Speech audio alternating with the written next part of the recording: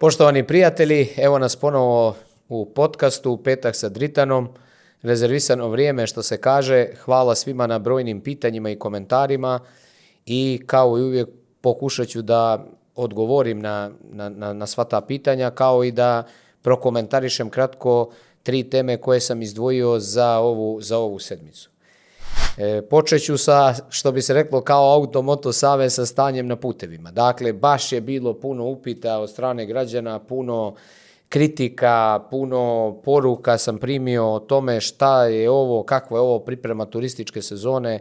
Svugdje su kolone, svugdje su blokade, radovi na putevima na mnogim mjestima, na važnim saobraćajnicama i mislim da je stvarno s pravom treba da je tretiramo. Dakle, razumijem da smo mnogo više trebali da uradimo u prethodnom periodu, da su ovo neki naslijeđeni problemi i da sam se i ja kada sam bio u vladi, a vjerujem i nova vlada, trudili da koliko toliko stanje poboljšamo. Ono što želim da kažem jeste da svi ovi projekti koje oni najavljuju ili koji su u toku su projekti 43. vlade. Dakle, imamo novu saobraćajnicu Cetinje-Čevo, imamo izgradnju bulevara koja je počela u avgustu 2023. Između Tifta i Jaza, koja je najprometnija saobraćajnica. Imamo saobraćajnicu koja isto predstavlja trenutno veliko opterećenje, a to je od Ribarevina prema Beranama. To su, čini mi se, glavne blokade u ovom trenutku. Ono što želim da kažem jeste, a što jeste problematično, da se solidarišem sa svim onim ljudima koji dolaze u Crnu Goru, da mislim da ih ovakvi putevi ne motivišu da dođu ponovo, da se nadam da će nekako izdržati i neće nam previše zamjeriti i neće nas previše, da tako kažem, kritikovati zbog te situacije, ali generalno mislim da je vlada Crne Gore u svakom slučaju mogla da uradi više. Prvo, mislim da dinamika radova je trebala da se osmisli malo drugačije, s obzirom da je stvarno katastrofa da i neki drugi manji, da tako kažem, putni pravci sada budu opterećeni izvođenjem određenih radova. Mi smo danas 20. jun i mislim da na svaki način je neprihvatljivo da smo došli, da tako kažem, da smo došli u ovakvu situaciju. I jedna stvar koju želim da napomenem, sva ona priča kako ćemo mi da gradimo autoputeve, kako ćemo da gradimo brze ceste, kako ćemo da stavimo ašov 1. septembra 2024. godine, ako se to naravno nije desilo, pada u vodu kada pokažemo da na nekim putnim pravcima ne možemo da riješimo pitanje puta koje ima klizište u nekom rasponu od 700 metara, 800 metara ili 1 kilometra. Dakle, mislim da je najvažnija stvar da ljudima ispričamo istinu. Da ljudi zaslužuju da čuju istinu i da bez obzira što se povećao i obim saobraćaja i velike su gužve čak i kad nisu ljetni mjeseci. Pa vi Podgoricom ne možete da se krećete u januaru mjesecu, u februaru mjesecu, a ne kad su, da tako kažem, gužve. Treba da budemo realni i treba ljudima pričati istinu. Te bajke, gradit će se autoputevi, neće se graditi, naravno da će se graditi, ali ne mislim da je naša lična karta, naše lice Crne Gore u ovom trenutku kada su u pitanju putni pravci zaista katastrofalno. Ako tome dodamo i blokade koje postoje na više mjesta, u više saobraćajnica, negdje gdje su redovne te blokade svakodnevno, kao na putu Podgorica-Cetinje, ili na nekim drugim mjestima kao što su blokade povremenog karaktera u Šavniku, u nekim drugim opštinama, najave nekih novih blokada, samo možemo da kažemo da ne možemo očekivati pomoć vlade Crne Gore što se tiče ove sezone, jer su oni pokazali da su za to nesposobni. Jedino možemo da se uzdamo u Božju pomoć. Da gledamo u nebo, da bude što više sunčanih dana, da bude toplo, da bude lijepo vrijeme, da ljudi i pored tih prepreka koje imaju na putu ipak idu na more, idu na planine, idu na jezera. Što se tiče mjera vlade Crne Gore, one ne postoje. I ja javno pitam, slobodno samo recite par mjera koje ste preduzeli da bi ova turistička sezona ličila na nešto, a da se u ingerencije vlade. znate sa problem sa kupalištima, sa tenderima, sa mnogim stvarima, znate sa problem pominjemo problem sa putevima. Želim posebno da tretiram temu radne snage u Crnoj Gori i ja stvarno mislim da mi uopšte više ne možemo da se uzdamo u mjere vlade Crne Gore, da ne pominjem inflaciju koja se opet vratila na velika vrata, strašna im je akcija limitirane cijene, baš im je vrhunska dala rezultate. Evo vidimo, svaka cijena je porasla 20-30%, čak i u supermarketima sada i dalje u predsezoni, jer glavna sezona i dalje nije počela, tako da kad ovo uradimo s ovim kombinacijom puteva, onda ne znam što da vam kažem. Da li Crna Gora treba da gradi puteve? Da li prostorni plan kojeg je isto napravila 43. vlada, da nema nikakve dileme, bit će u parlamentu uskoro, predviđa veliku mrežu puteva i novih saobraćajnica? Da li moramo da imamo malo strpljenja vezano za to, jer nije se uradilo u prethodnih 30 godina, to svakako, a da li smo mogli spremnije da dočekamo ove goste, kojih nema toliko puno, ali ove goste koji sad dolaze u Crnoj Gori, pa i one koji će dolaziti sigurno u narednih 10, 15 ili 20 dana, definitivno da. To samo ne govorim iz neke, da tako kažem, kritike, nego i samo želje da 2026. godine ne ponovimo ove greške iz 2025. A do tad neka nam kao pozdrav bude ona fontana koju je juče izbila na putu Tivat Jas i koja ovako, pa u šali može da se doživi kao jedna atrakcija, da jednostavno prođete ispod fontane kada čekate u onim velikim kolonama na tom putnom pravcu. Druga tema koju želim da tretiram jeste problem radne snage. Isto se odnosi na turizam. Znate da stalno govorimo o turizmu, znate da stalno govorimo o programu URE koji treba tek da se prezentuje Montenegro 365 ili Crna Gora 365. Taj program je prevashodno se odnosio na turizam, dakle dolazak ljudi, zašto bi ljudi dolazili u Crnu Goru 365 dana u godini, a ne samo kada je glavna sezona, ali iako će ovaj problem radne snage biti tretiran u jednom dijelu tog programa, ja želim sada da ga tretiram kao temu, zato što pričam sa mnogo ljudi, sa mnogo ugostiteljaca, pa i ljudi koji nemaju ovaj sezonski posao, jednostavno je radna snaga postala najveći problem. Tačno je, dolaze ljudi sa strane, dolaze ljudi iz Meksika, dolaze ljudi iz Indije, dolaze ljudi iz Bangladeša, dolaze ljudi sa Filipina. To će biti trend koji će se sigurno nastaviti u nekom narednom periodu. Problem sa tim radnim dozvolima je ogroman, mislim da to treba nekako da riješimo, to moramo da riješimo. Ranije sam predlagao neke mjere koje će biti dio programa, to je da ljudi iz regiona se tretiraju kao domaći, to je prva stvar koja bi nam nešto malo pomogla, a ne bi bilo u koliziji s onim što su pravila Evropske unije. Za ove iz trećih zemalja jeste malo komplikovana procedura, ali je treba pojednostaviti. Što hoću da kažem, mi imamo situaciju, pričamo, plate, penzije, rasle, nisu rasli su dugovi i tako dalje. Vi ste napravili sada sistem u kome ste demotivisali ljude da idu u privatni sektor. Privatni sektor, jačanje privatnog sektora znači jačanje ukupne ekonomije države.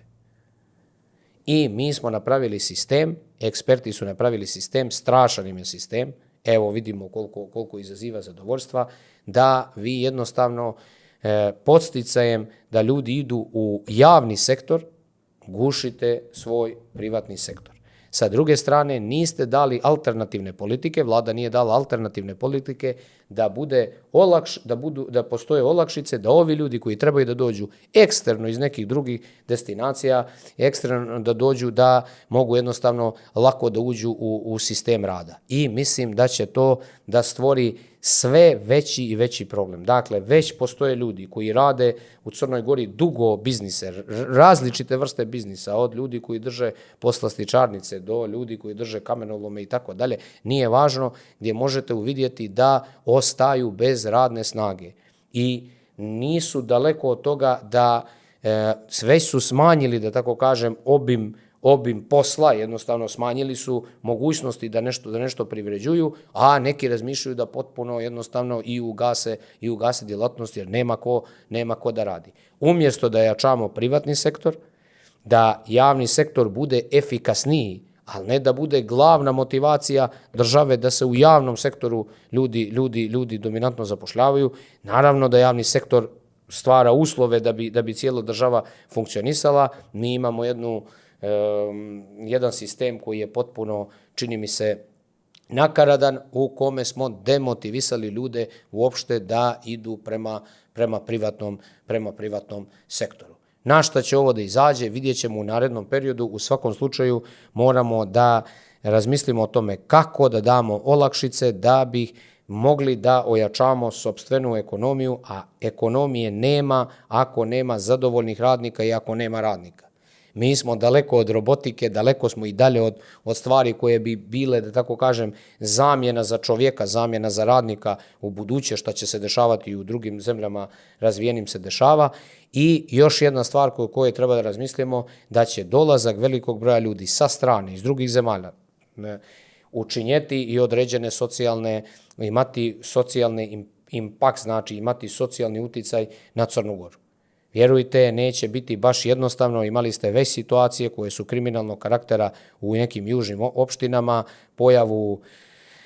povećanje pojave, da tako kažem, trafikinga droge, znači prodaje droge, sada i prostitucije, vjerovatno i nekih drugih stvari, stope kriminaliteta, ljudi koji dolaze iz drugih nekih mentalnih područja, koji imaju drugi mentalitet u odnosu na nas, kulturološki su drugačiji u odnosu na nas i tako dalje, i na to sve moramo da budemo spremni. Tako da kad se prave fiskalne strategije i ekonomske strategije, treba da se razmišlja o više komponenti, a ne o komponenti samo kako da prevarimo građane na brzinu, da oni nekome daju podršku i onda jednostavno da nas više ništa ne interesuje.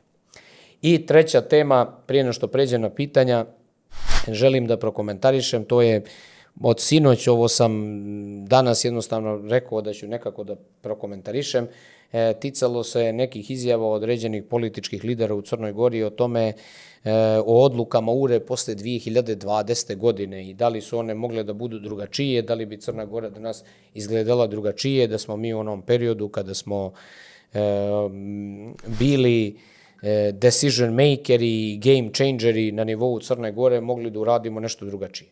Konkretno, stigle su te poruke opet iz DPS-a, kao URA je mogla 2020. da odluči drugačije, dovela je neku, nazovimo je prosrpsku opciju na vlasti i tako dalje. Samo da budem vrlo jasan i precizan i da odgovorim u 2-3 rečenice, ne želeći nikakav poseban značaj da dajem Demokratskoj partiji socijalista, koja je glavni, nije jedini, ali glavni krivac za sve što se Crnoj Gori dešava. Glavni i najveći krivac, i od toga se nikada neće moći oprati. Što ste vi očekivali da mi 2020. godine mimo volje građana Crne Gore podržimo Vesnu Medenicu, Katnića, Zorana Lazovića, Duška Golubovića? Jeste vi mislili da mi treba da podržimo da narkokarteli vladaju Crnom Gorom? Jeste mislili vi da mi treba da podržimo da ljudi koji su sve stekli na korupciju, čerupajući državu Crnu Goru, ostanu na tim funkcijama? Jeste to mislili da treba? Jeste mislili da treba da stanemo kao štit Milu Đukanoviću i njegovoj kamarili, Petru Ivanoviću, Branu Gvozdenoviću? Jeste vi stvarno mislili da mi treba da odlučimo da sa vama radimo nešto 2020. godine?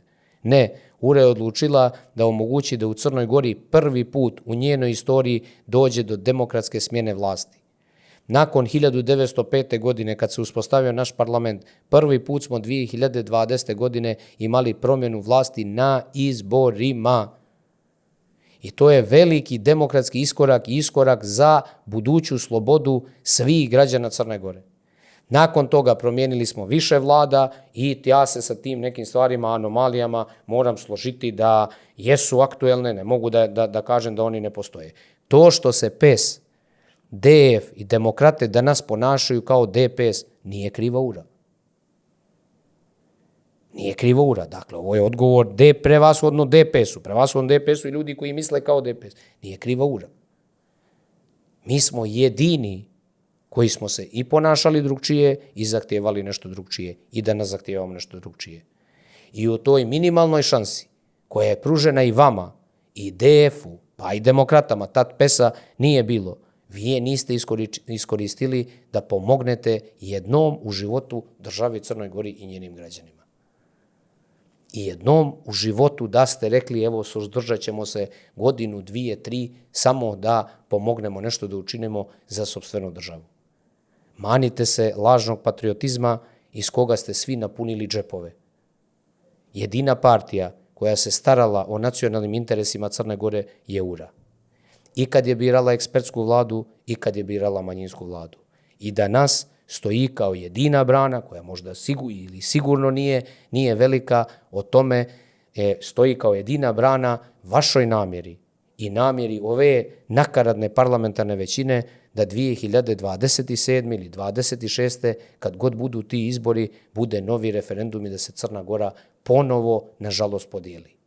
Jedina opcija koja drži čvrsto ruke, ne dozvoljavajući da se zemlja podijeli i tretirajući sve građane potpuno identično u skladu sa Ustavom i zakonom na građanskim osnovama je građanski pokret URA. I zbog toga vam je trn u oku. Eto.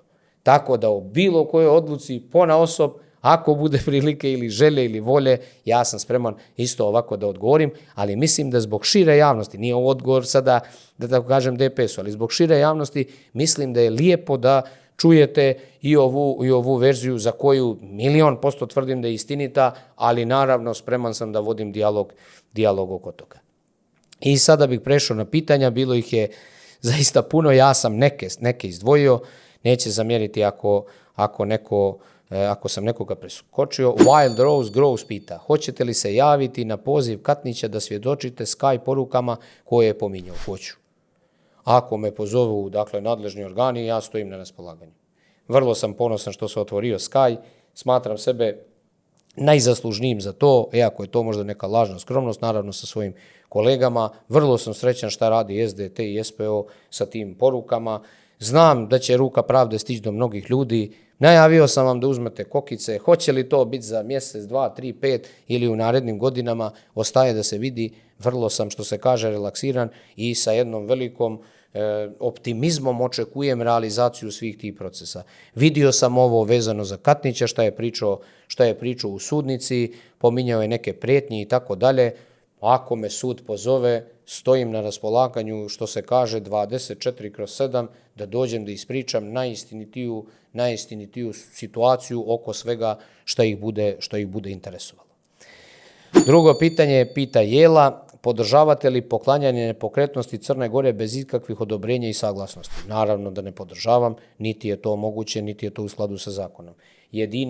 Jedini osnov koji sad postoji jeste ovaj sporazum sa Ujedinjenim Arapskim Emiratima, ovaj nakaradni sporazum koji je napravio Spajić, da teoretski može da proglašava javni interes, ni to nije, da tako kažem, klasično da neko sad odmah potpisom da nešto, ali to je omogućavanje da se stavi prst na bilo koju lokaciju u Crnoj Gori i da onda sve za neku cijenu koju oni odrede to otuđi. Protiv sam toga i mislim da je to protivno nacionalnim interesima Crne Gore. Lično podnio sam i krivičnu prijavu SDT-u protiv Spajića i vlade vezano za to. Ja očekujem da oni stanu u zaštitu nacionalnih interesa Crne Gore.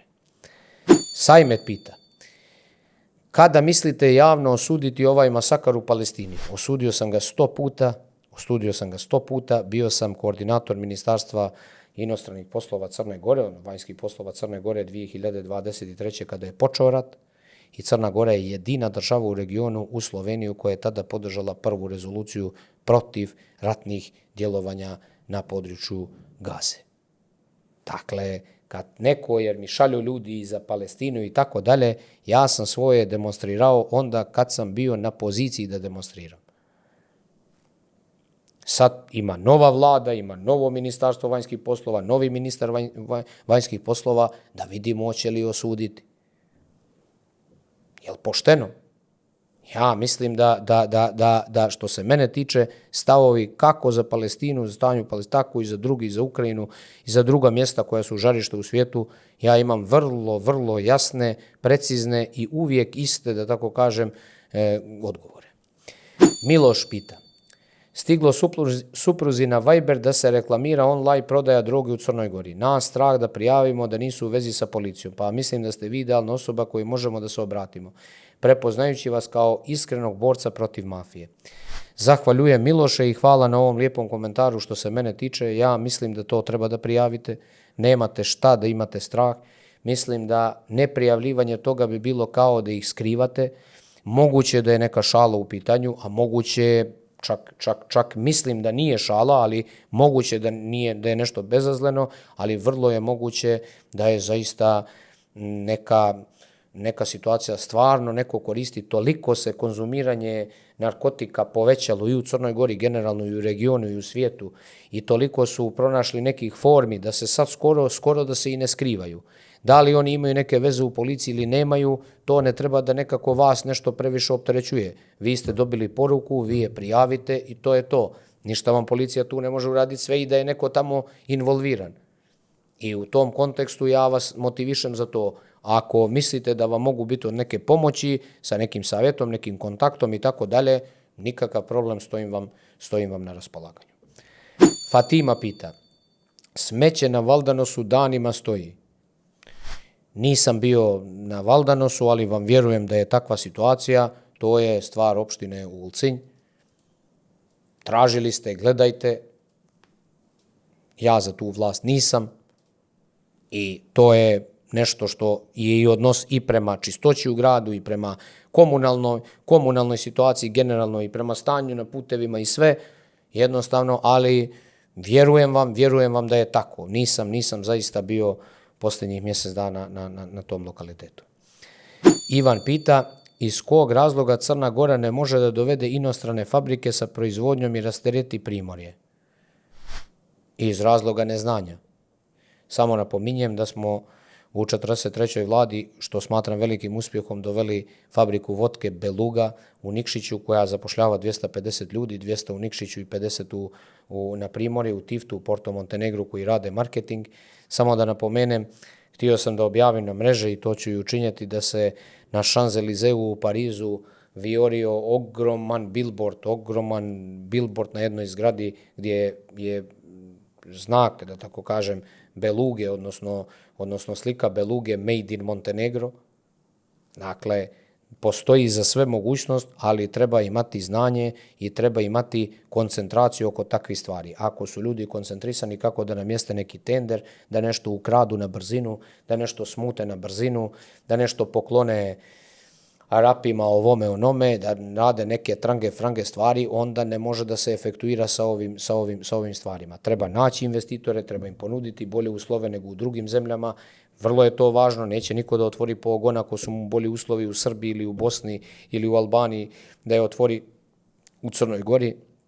Treba raditi na putnom pravcu, zato što je mnogo važno da ta roba koja se proizvodi na nekom mjestu može da se distribuira prema tržištima gdje se prodaje, tako da sve je to jedna šema koja postoji, ali ja mislim da sa posvećenošću možete doći do rezultata. Evo, mi smo pokazali da u kratkom vremenskom periodu je to izvodljivo. Dašo pita, Dritane, bilo bi dobro za narod i političku promociju ureda malo razmislite o metodologiji budžetskog finansiranja socijalnih penzija. Bilo bi to nešto slično švedskom modelu. Ljudi koji su tokom života nisu stekli pravo za zasnivanje radnog staža i život proveli u čekanju na birou za zapošljavanje i jednostavno digli ruke od biroa kao korumpirane institucije u zemlji i tranziciji, trebali imati zakonsko pravo da nakon navršenih 65 godina života dobiju socijalnu penziju u visini od 1/3 minimalne penzije. Da ne čitam sve, dakle, dragi Dašo, ja mislim da je vaša mjera ok, samo treba da budemo realni. Mi nismo Švedska. Švedska je jedna od najbogatijih država u Evropi, jedna od najbogatijih u svijetu, sa izuzetno izraženim sistemom socijalne zaštite. Mi nismo.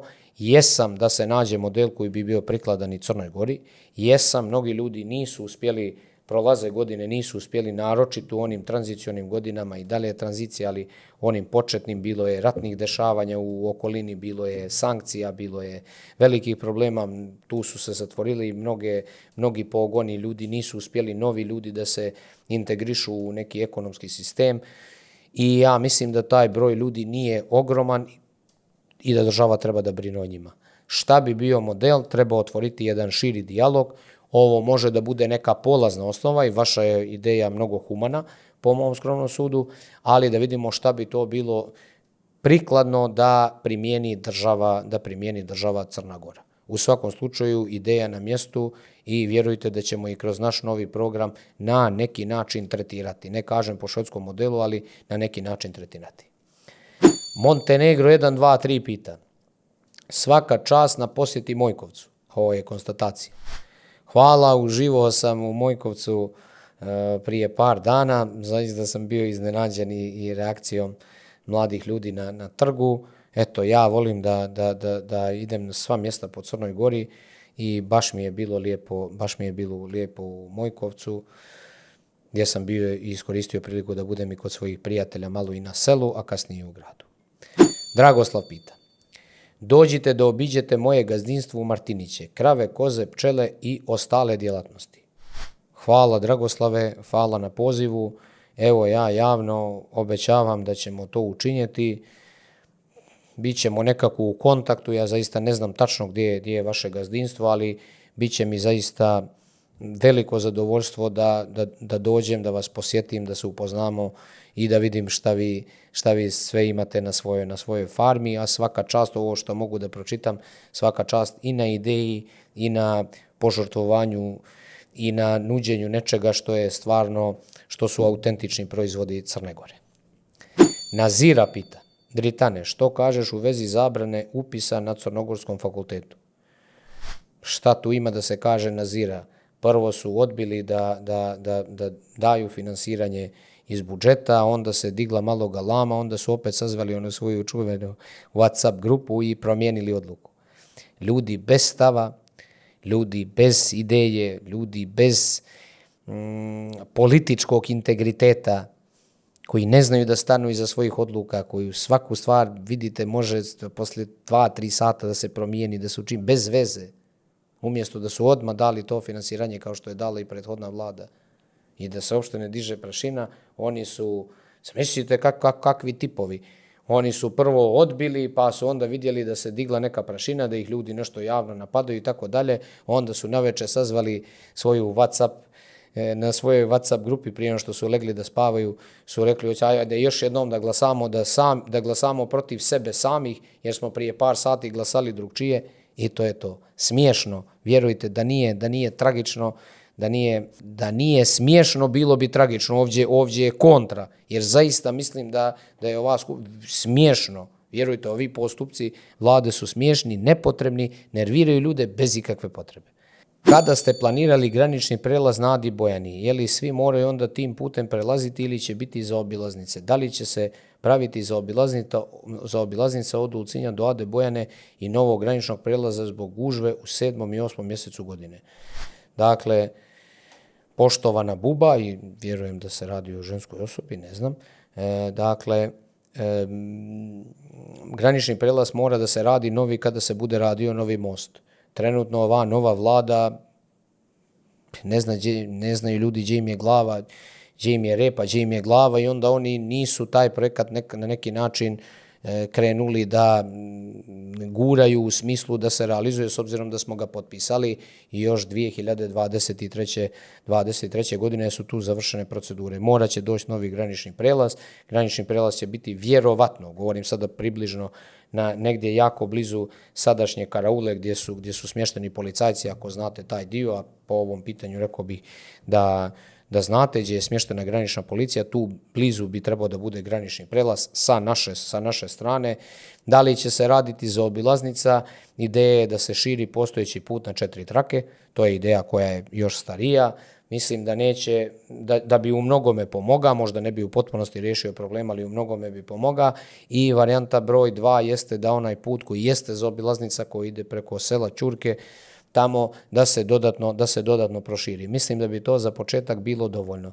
Sa druge strane, da li svi ljudi će morati da idu tim putem? Ne. Ostaju postojeći granični prelazi i ovi putevi koji su sad aktuelni, kroz koje ljudi idu za Skadar i tako dalje. Tako da imaćemo samo, po meni, opcija više, što je potpuno ok. Neko ko bude išao ovom rutom pored mora, on će ići i tim graničnim prelazom. Neko ko ne želi ili želi da izbjegne gužve i tako dalje, s tim što ja mislim da tu gužve neće biti katastrofični. Razlog je što je to jako mali prevoz, znači bit će brzi prolaz. Naravno, ako se sve uradi kako treba. Ljudi previše čekaju na granicama, potpuno nepotrebna stvar, boljka Crne Gore, turistička boljka Crne Gore u nekom produženom trajanju, i ja mislim da to nekako treba izlaziti iz toga nalaziti rješenja. I ovo su projekti koji imaju za cilj i da bolje promovišu državu, i da imaju bolji protok ljudi, i da ima brži protok ljudi i roba. Znači, tri komponente u jednu. Samo treba napraviti most od 200 metara za početak. Ivan pita, da li biste htjeli da budete gost moga podcasta? Hvala puno, unapred pozdrav. Ivane, ja stvarno ne znam za vaš podcast, ne znam o čemu se radi, ali ako vama to nešto znači, ja sam uvijek raspoložen. Uvijek sam raspoložen za jedan dobar razgovor, dijalog sa ljudima, tako da zašto da ne.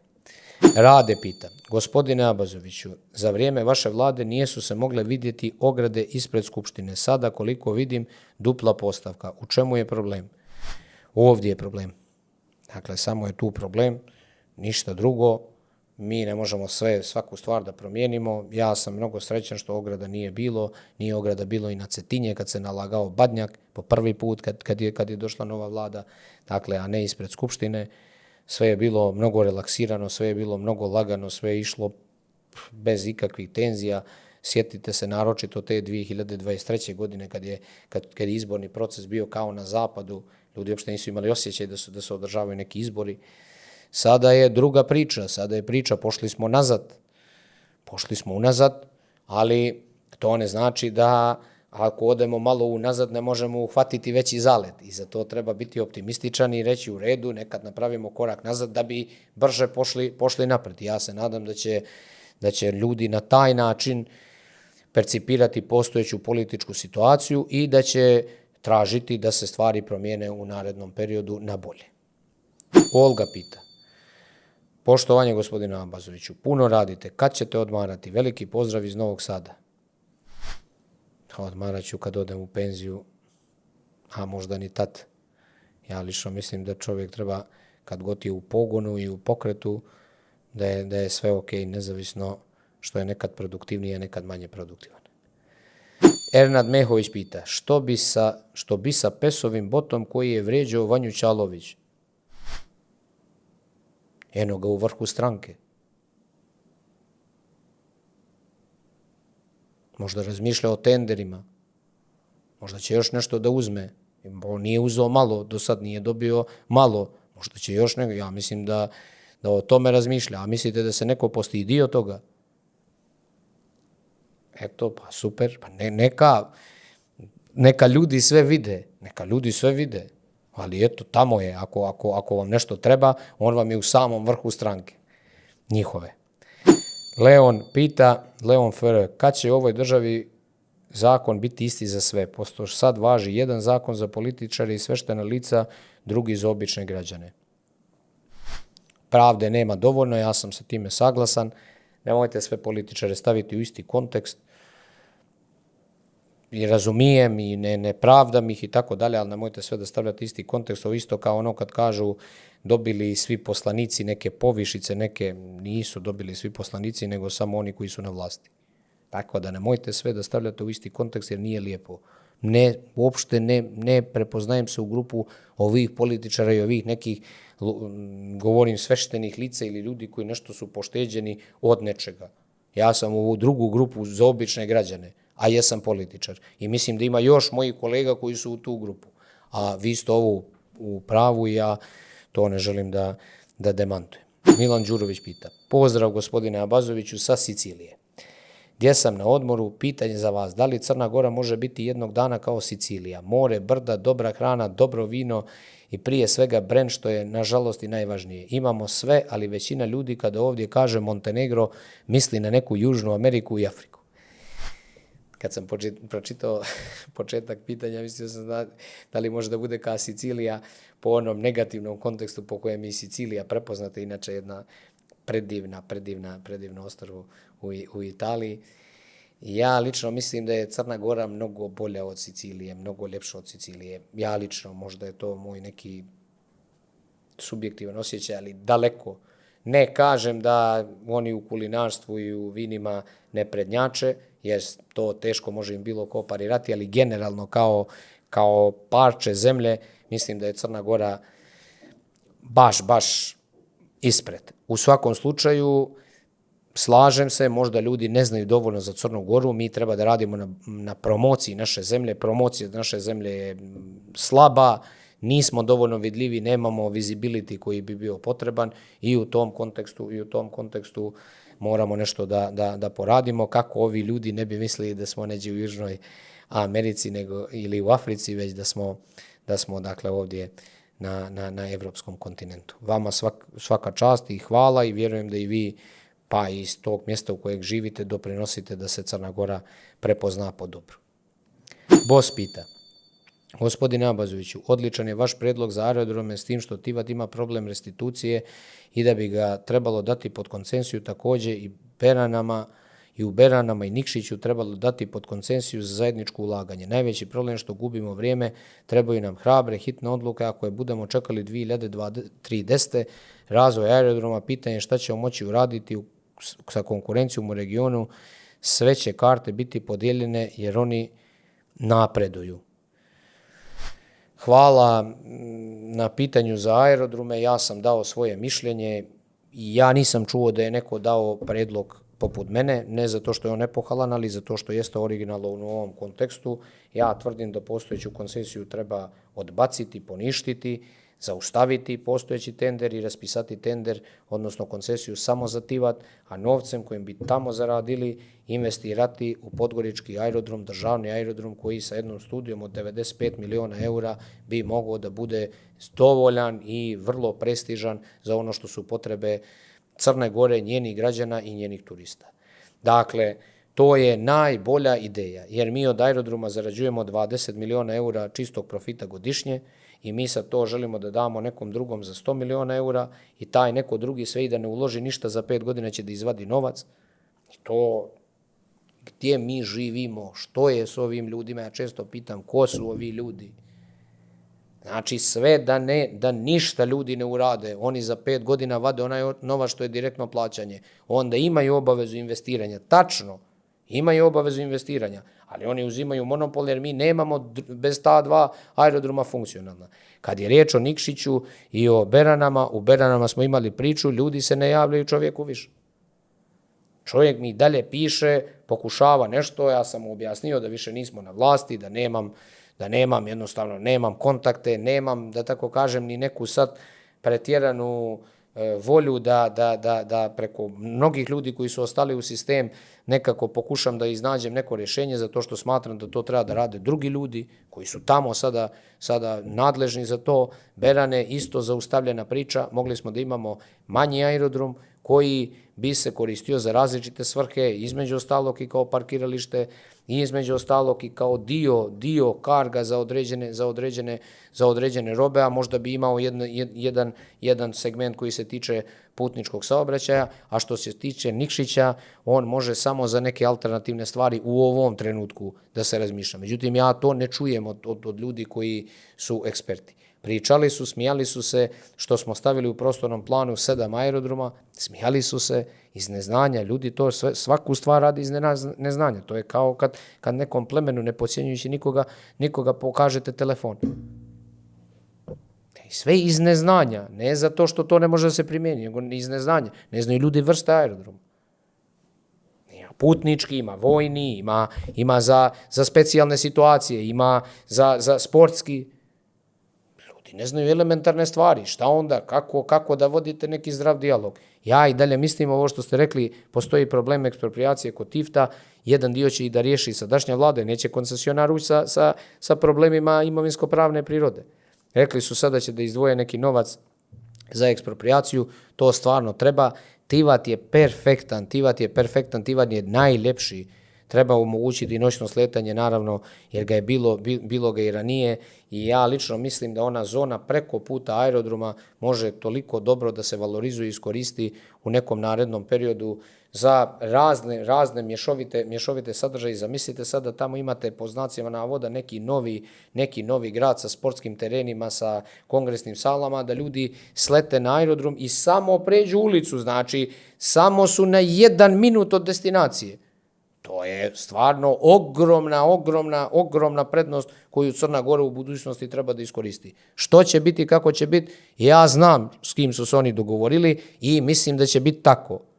poći oba dva aerodroma će poći na Doboš, sad oni će prihvatiti jednog koncesionara, ja neću da kažem koji je, znam unapred koji je i to je to. I ljudi, šta da radimo? Jednostavno, upozoravao sam ranije ko su ljudi što dolaze na vlast. Mnogi ljudi nisu vjerovali, sad se malo neko se hvata za glavu, nekome je svejedno zato što vidi sebi šansu da nešto tu uzme, niko ne razmišlja o državi i njenoj budućnosti i to je to. Moje je da kažem ono što mislim da je najbolje i što mislim da je autentično i lako izvodljivo.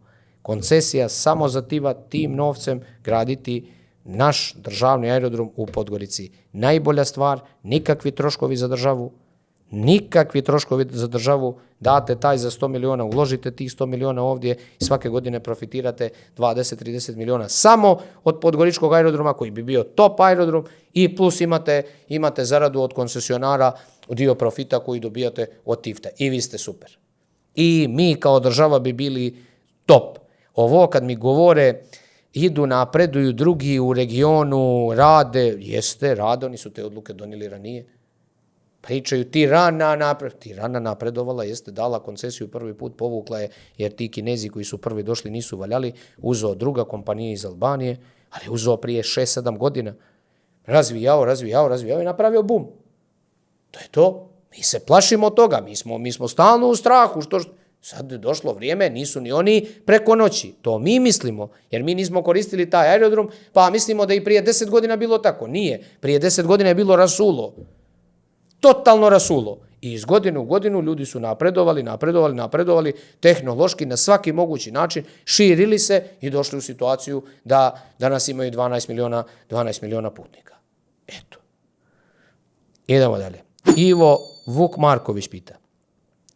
Gospodine doktor Abazoviću, opet se naplaćuje rampa na Adu Bojanu. Koliko se ja sjećam dok ste vi bili na vlasti, nije bila rampa, možete mi to komentarisati, skini pa vrati rampu, pozdrav iz Bara. Da komentarišem situaciju, skinula se rampa pa se vratila rampa. Šta da vam kažem, gospodine Vuk Markoviću? Mi umjesto ljudima da olakšamo dolazak, mi ljudima svuđe želimo da postavimo neku barijeru. Jednostavno imamo ogroman problem razumijevanja. Nije stvar u 1 euru ili u 2 eura. Ljudi će možda to da plate. Stvar je što ljudi neće prepreke da bi došli na neko mjesto. Lično mislim da je mnogo bolja odluka bila da ne postoji rampa. To sam rekao i kolegama ranije, dok smo mi bili na vlasti, to sam rekao i kolegama koji su sad tamo i koji se trude nešto da naprave, nije uopšte sporno. Mislim da je to jedna potpuno nepotrebna stvar. Totalno nepotrebna stvar. Hoće li ona stvoriti neke prihode? Sigurno hoće. Ali hoće li ona da stvori mnogo veći negativni marketing? Pa i vi da pitate oko toga. Pa još 100 ljudi, 1000 ljudi što su pitali oko toga. Eto. I šta onda? Dobili smo 50.000 eura od rampe, naplaćivali smo ulaz na Adu Bojanu. Ja mislim da naši ljudi trebaju da uživaju našim prirodnim ljepotama. Ako želite da naplatite parking, nikakav problem, odredite mjesta gdje su parkiralište i ljudi svakako plaćaju parking. Kako u Budvi, tako u Ulcinju, tako u Podgorici, bilo gdje. Kad odete u Deltu, platite parking. To je sasvim ok. Nemojte ljudima da pravite barijere. To je ideja. Zašto mi imamo kontra, to je druga stvar. I još jedna stvar vezano za Adu Bojanu koju ne možete objasniti ljudima iz novih vlasti, taj put je državni put. Oni mogu reći to je put Ulcinske rivijere. Kakav put Ulcinske rivijere? Ulcinsku rivijeru je pravila stara država Jugoslavija. To je put, oni su stavili rampu na javni put. Kao da je stavite sad kad krenete prema aerodromu, da je stavite tu na Čemovsko polje. Kaže ovo je Ulcinska, pa nije Ulcinska rivijera, je tamo.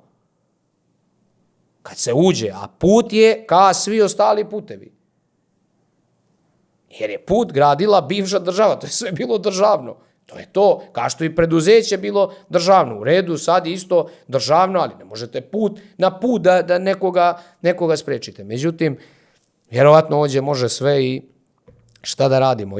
Idemo dalje, čekamo neka druga bolja vremena. Srećko pita, hoće li se stati na put mafijašima, Metu, Zengi i ostalima otimanju kućica na Adi Bojani, do sad oduzeli 35 kućica. Znam za ovaj problem da su mnogi zakupci ostali bez kućica. Inače je rasulo, po mom skromnom sudu, u tom morskom dobru. Nisu završeni tenderi ni za kupalište. Zamislite izjavu juče što sam pročitao od mog prijatelja Mladena Mikelja, kaže 95% kupališta je spremno. 95% kupališta je spremno 20. juna. Strašan rezultat. Strašan rezultat. Sva kupališta su trebala da se spreme 1. maja. Kakvih 95% kupališta? Prvo, taj podatak sam po sebi nije tačan, a i da je tačan je poražavajući. 100% kupališta je trebalo da bude spremno 1. maja. I juče su povukli garanciju Alabaru. Mislim da su sa time posljednji kovčeg u ideju dolaska Alabara zakucali, što su čovjeku uzeli 430.000 eura zato što čovjek nije ni želio te plate i te plaže, kako je sam rekao, i vjerojatno ga je neko uništio za $500.000 eura. Ovo samo u Crnoj Gori ima. Ovo što ste vi pitali, ja zaista ne želim da ulazim u ova etiketiranja ljudi jesu mafijaši, nisu mafijaši.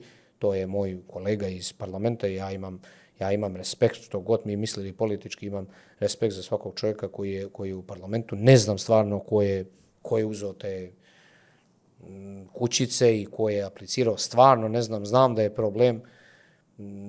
Ja lično imam želju da pomognem ljudima koliko mogu i volio bih da to radi morsko dobro u narednom periodu, ljudima koji su ribari, koji su autentični tamo stanovnici Ade Bojane 40-50 godina. Ja mislim da je tragedija da te ljude samo zato što nisu finansijski moćni kao neki drugi ljudi koje to ne zanima i nego ih zanima da dođu 5 ili 10 dana na Bojanu tokom ljeta, da ih treba istjerati. Ja sam protiv toga. Ljudi koji žive tu, koji su i zimi tu, koje je lijepo i vidjeti, koji imaju kalimere svoje, koji imaju svoje mreže, koji su ribari, koji imaju svoje najljepše priče, koje nekako su zanimljive i gostima, treba ih sve rastjerati zbog 1.000 eura tendera ili 2.000 eura. Ja mislim da je to krajnje nepravedno. Da bi došli ljudi koji su tu 5 dana, 10 dana ili ljudi koji će da prave biznis, neće biti možda ni jedan dan, nego će da izdaju te kućice. I pri tom neće platiti nikakav ni porez, ni bilo što. Dakle, imamo veliki problem, upoznat sam, ne znam ko stoji iza svega, nemam neko sad rešenje, ali ovo isto u kontekstu svega što se dešava, mislim da vam je jasno zašto smo u toj situaciji. Milan Raičević pita, uvaženi gospodine Dritane, želio bih da odgovorite na sljedeća pitanja. U našoj društvenoj situaciji gdje partije diktiraju uslove ponašanja u državi, gdje je dominantan lični interes pa partijski, očekivati neki napred i boljitak za nas, obične građane koji na svojim leđima nosimo svu patnju ove nacije. Svjesni smo da u našem društvu dominiraju laž, korupcija, nepravda, malo skraćujem. Da li ste blizu mišljenja da mi sami ne možemo postići ove cilje i da nam je potreba tuđa pomoć? Pa mi svakako imamo pomoć sa strane i ova tendencija naša da budemo dio evropske porodice govori o tome da imamo pomoć, imamo ukazivanje na neke stvari koje trebaju da se dese i tako dalje, ali u svakom slučaju mislim da ste vi dosta pogodili, samo bih ja ostao optimističan. Teško je, nije lako, tek su se mijenjale vlasti evo ovih zadnjih 5 godina, to treba nekako da se unaprijedi, treba više da imamo osjećaj za pravdu, da imamo bolji obrazovni sistem, da gradimo stanovništvo koje zaista može da nekako se nosi sa svim izazovima savremenog vremena. To je moj neki odgovor. Miroslav Krsmanović pita, poštovanje gospodine Abazoviću, nekako se vaše odsustvo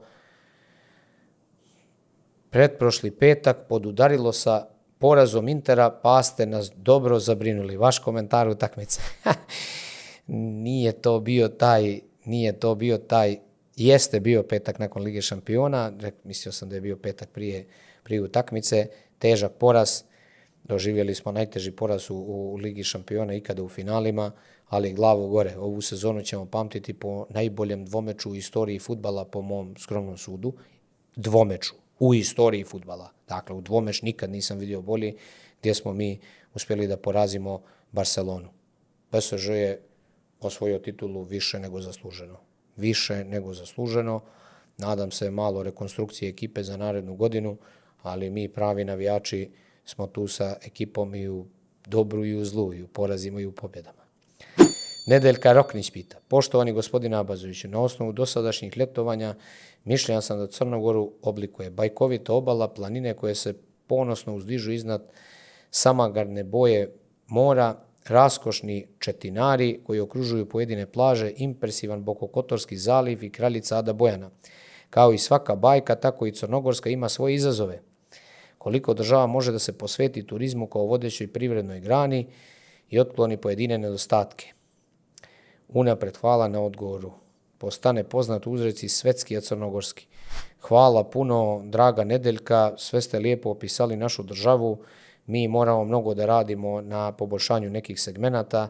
Treba da budemo autentični, da napravimo neki autentični proizvod koji jeste svjetski, a crnogorski.